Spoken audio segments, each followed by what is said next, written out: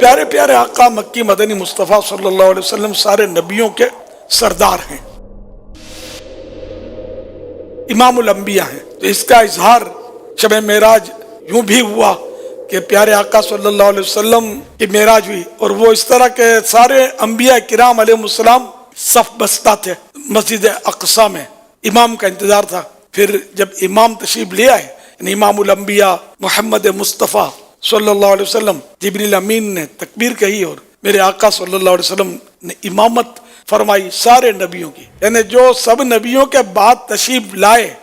تو اس کے معنی یہ نہیں ہے کہ سب سے یہ مرتبے میں بھی پیچھے ہیں، نہیں، مرتبے میں سب سے آگے۔ تو یہ معراج کی شب میں اظہار ہوا۔ میرے آقا اعلیٰ حضرت رحمت اللہ علیہ اس کو بڑے پیارے اور چھوٹے انداز میں منظوم طور پر بیان کیا ہے۔ نماز اقصی میں تھا یہی سر، ایام معنائے اول آخر، پیچھے سب دست بستہ حاضر، جو سلطنت آگے کر گئے تھے، پیچھے سب دست بستہ حاضر، جو سلطنت آگے کر گئے تھے۔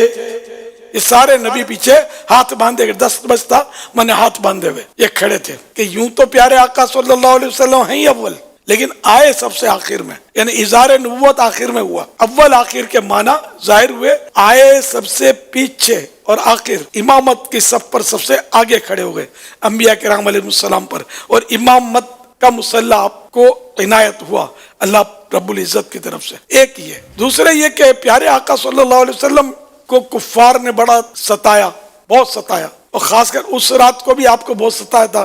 میرے آقا صلی اللہ علیہ وسلم رنجیدہ چچا زاد بہن ام ہانی رضی اللہ تعالی عنہا کے گھر کی قسمت جگانے کے لیے تشریف لے آئے اور وہاں آرام فرما ہوئے، اور اللہ پاک نے اپنے محبوب کریم آخری نبی صلی اللہ علیہ وسلم کی دلجوئی فرمائی، اور جبریل امین جو تمام فرشتوں کے آقا ہیں، ان کو حکم اور عبارات لے کر فرشتوں کی جلوس لے کر، فرشتوں کا بہت ساری تعداد لے کر فرشتوں کے حاضر ہوئے، اور اپنی کافوری آنکھیں محبوب کریم صلی اللہ علیہ وسلم کے مبارک تلووں سے مل کر اور بوسے دے کر پیارے آقا صلی اللہ علیہ وسلم کو جگایا، جیسے ہم لوگ جگاتے ہیں ہٹ، یہ نہیں، کسی کے مجال نہیں۔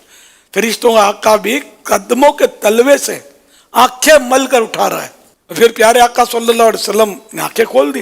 یہ ذہن میں رکھیے گا کہ نبی کا دل نہیں سوتا، نبی جب بھی سوتے ہیں تو ان کی صرف آنکھیں سوتی ہیں، دل جاگ رہا ہوتا ہے۔ دل ایک لمحے کے کروڑویں حصے کے لیے بھی نبی کا غافل نہیں ہوتا۔ خیر، پیارے آقا صلی اللہ علیہ وسلم نے آنکھیں ظاہری جو بند تھی وہ کھل گئی، اور جبریل امین نے ہاتھ باندھ کر عرض کی کہ آقا تشریف لائیے۔ پھر آپ کو دولہا بنایا گیا اور براق جنت سے لایا گیا۔ جنت کا براق بھی بڑا خوش نصیب، بہت سارے براق تھے، ان میں آپ نے ایک براق منتخب کرنا تھا محبوب کی سواری کے لیے، اور ہر براق متمنی تھا کہ آج محبوب کریم صلی اللہ علیہ وسلم مجھے سواری کے لیے قبول فرمائیں۔ ایک براق جو تھا وہ کونے میں سر جھکائے رو رہا تھا، تو آپ نے اس سے کہا کہ آج تو خوشی کا موقع ہے، تم رو رہے ہو۔ جبریل امین نے اس سے فرمایا رو کیوں رہے ہو؟ تو اس نے کہا کہ ہوا یوں کہ مجھے پتا چلا کہ محبوب کریم صلی اللہ علیہ وسلم کی سواری کے لیے اتنے سارے براقوں میں ایک براق کا انتخاب ہونا ہے، تو مجھے بڑا جذبہ ہے، میں بھی چاہتا ہوں، لیکن مجھے یوں لگتا ہے کہ میری حیثیت کیا کہ مجھے منتخب کیا جائے گا۔ تو یہ کہ جو روتا ہے اس کا کام ہوتا ہے۔ حضرت جبریل امین نے اسی پر ہاتھ رکھ دیا کہ تو ہی چل۔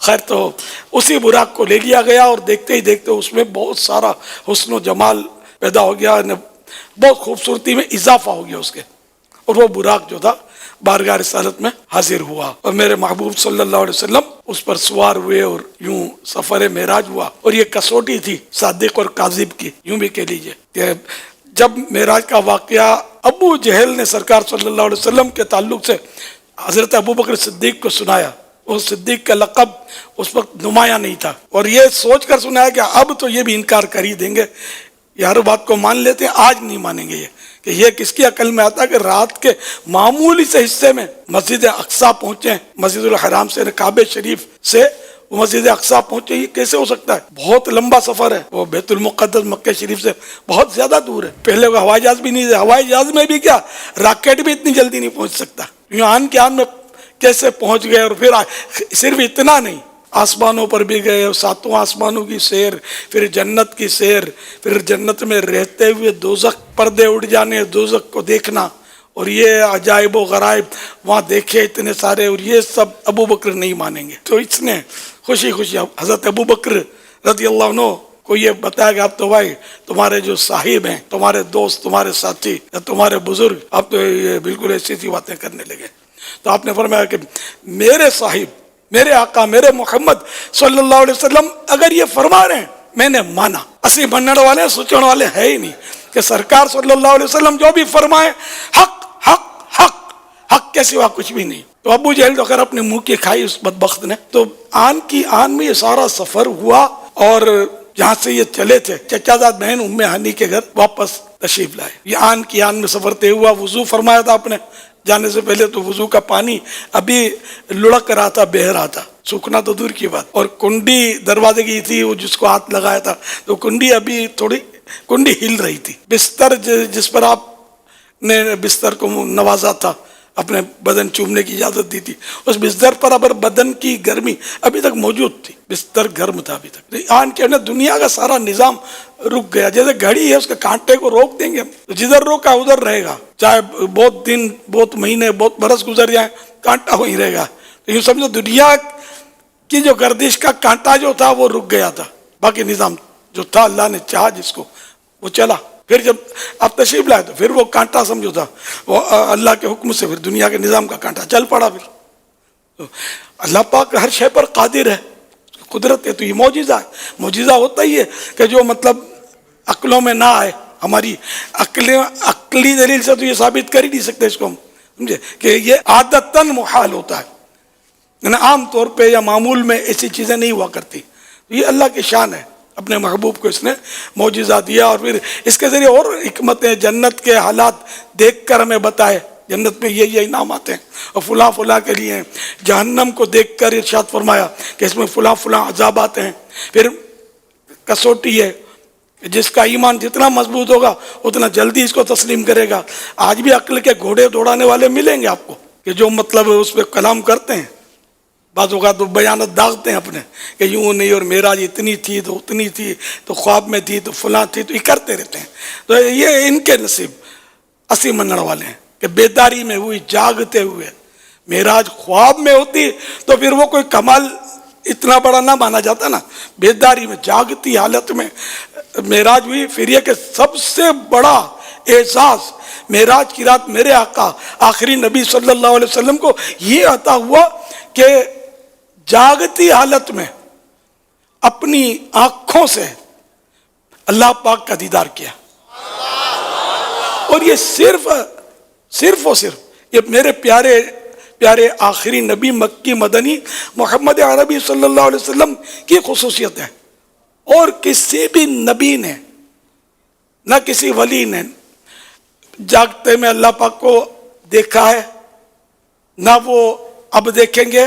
البتہ وہ جنت میں ہم پیارے آقا صلی اللہ علیہ وسلم کے صدقے میں ہم غلام بھی دیکھیں گے، لیکن اب تک دنیا میں دیدار جو تھا یہ صرف پیارے آقا صلی اللہ علیہ وسلم کی خصوصیت، یہ بھی عظیم الشان معجزہ ہے۔ اور معراج جو ہے، معراج کا جو واقعہ، اس میں ہزاروں معجزات، میں نے کڑیوں سے کڑیاں ملی ہوئی ہیں، قدم قدم معجزہ ہے الحمدللہ۔ تو پھر پیارے آقا صلی اللہ علیہ وسلم نے کہا کہ فوراً جیسے دنیا میں بالکل کانٹا رکا ہوتا تشریف لے آئے۔ اعلیٰ حضرت جس کو یوں فرماتے ہیں، خدا کی قدرت سے چاند حق کے کروڑوں منزل میں جلوہ کر کے ابھی نہ تاروں کی چھاؤں بدلی کہ نور کے تڑکے آلیے تھے۔ نہ اللہ کی قدرت کے معراج کی رات کروڑوں منزلیں آپ نے طے کی۔ یہ کروڑوں لاکھوں یہ ہوتا ہے نا، اس سے مراد وہ کہ بہت ساری منزلوں میں اور بہت سارے مقامات کی آپ نے سیر کی، بہت سارے عجائبات و غرائبات آپ نے دیکھے۔